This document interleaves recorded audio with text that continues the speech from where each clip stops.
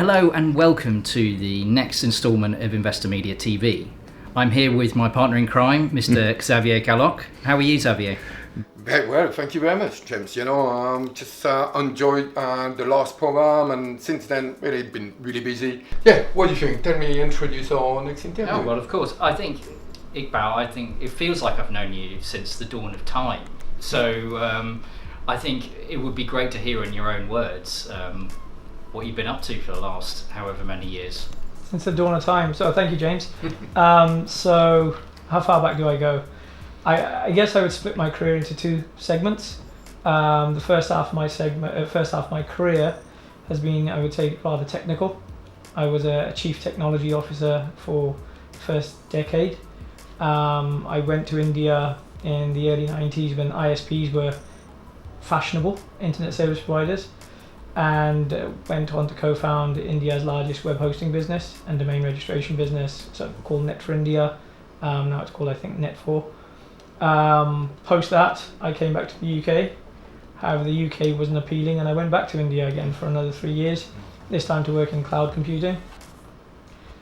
I then made another attempt to come back to the UK, and this time I ended up working for a company called Nutmeg in the Fintech space. So I was one of their very early team, and there my career switched into the second segment, which was, I would say, customer acquisition, sales, marketing, customer support, etc. And I was the CMO at Nutmeg, stayed there for 2.5 years. For those who don't know, Nutmeg is where you go to get yourself a diversified portfolio, or should I say the common man would go there, the everyday man would go there to get a diversified portfolio. And then I moved on from there to a company called eToro, which again deepened my experience within the fintech space. We had derivatives trading, commodities trading, and also the trading of crypto. And via eToro and various other guises, I was involved in various fintechs and traveling abroad to places like Bahrain. Yes, I know it very well. I think I was on that particular trip and we had a great time. Moving on very quickly from that, I think one of the things that our viewers will want to know, and one of the things that you've been proven right about over and over again, is finding the next trend in fintech with Nutmeg, with eToro, and with other companies. So what would you say is coming up next? The easy word would be blockchain. Slightly more complicated would be crypto and crypto assets. But I think people seem to misunderstand these two industries, and really to get a grasp of where we're going with this, we need to just take a quick look back at the internet industry. The first layer of the internet business, or ISPs, were the internet access providers, the CompuServes, the AOLs. So we've just passed that phase in the world of crypto, where you can go and buy Bitcoin from an exchange. The second generation of internet access was email addresses. And then the third generation was e-commerce and Skype and Facebook and all these other. None of these services we use today on the internet would have worked without the simple email address. So now if we compare that to the world of crypto, before we go to the stage of where we start spending Bitcoin on Amazon or XRP or whatever token that you want to use, we need to have a layer in the middle. So the layer in the middle that's missing today in the world of crypto is wallets. Without a crypto wallet, you cannot do anything in the world of crypto.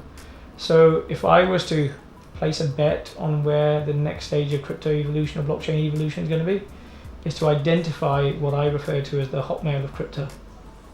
What's the hotmail of crypto moment? Who's going to provide the wallet to everybody in a really simple manner?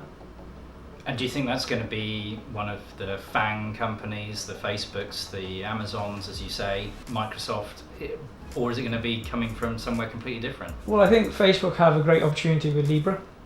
Fantastic opportunity, as long as they don't try to launch their own coin or token, and so they stay away from regulation and they just focus on software and developing a wallet. So part of me says yes.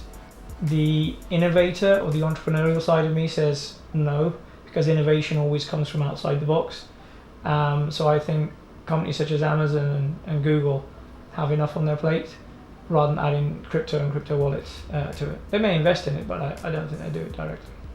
Yeah, I don't think there is. I don't think there's any big moves into wallets. I haven't seen any. So blockchain is big. If you call it big, it's 50 million wallet, 50 or 60 million wallet addresses. There are other companies coming out of the US such as Reserve. There are other wallet providers such as Paxful who have like 4 million wallets out there.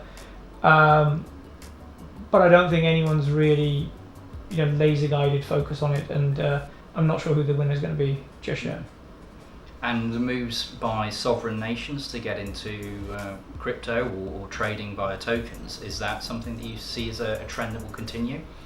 Yeah, I think that's validation of what the technology can do.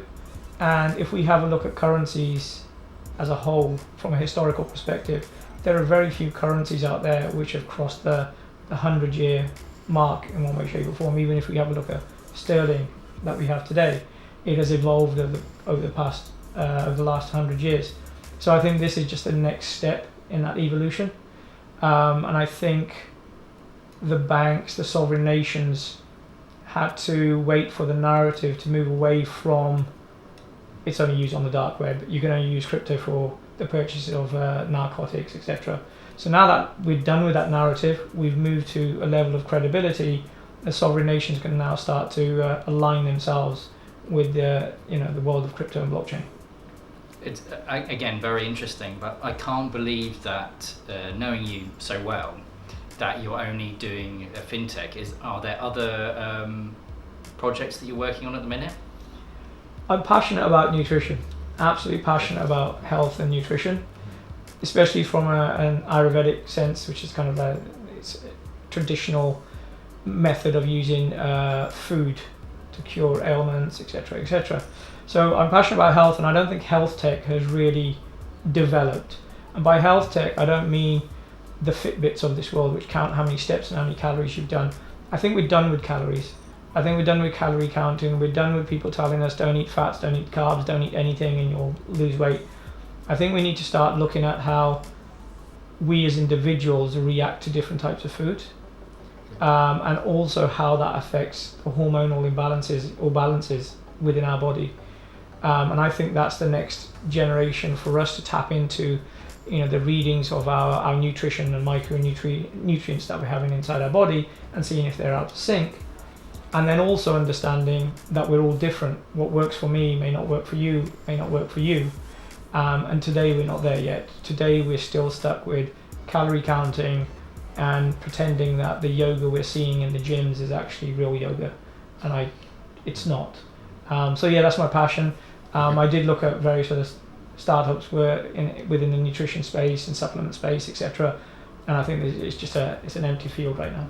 Xavier, do you think this will catch on in Breton, where you're from? This, Brittany food, extremely rich. We like our food, but obviously, as someone these days, lifestyle, London, working, and I think mental health, and physical health are connected, and I think that's the future.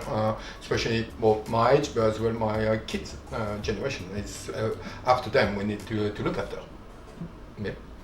Iqbal, thank you so much for being our first face-to-face of this COVID era. So, thanks for being brave enough to get over here. Thank you guys. It was a pleasure to meet you. Thank you. That was very interesting presentation from Iqbal. Are you going to get a crypto wallet yourself? Well, I'm afraid I've had my fingers burnt in that area many times before, as we all know. Okay, well, anyway, it was very interesting. I think our audience will love the information. It was very technical, but very interesting. If you want to join us and speak about your business with us, and you're much welcome, please contact us via our website.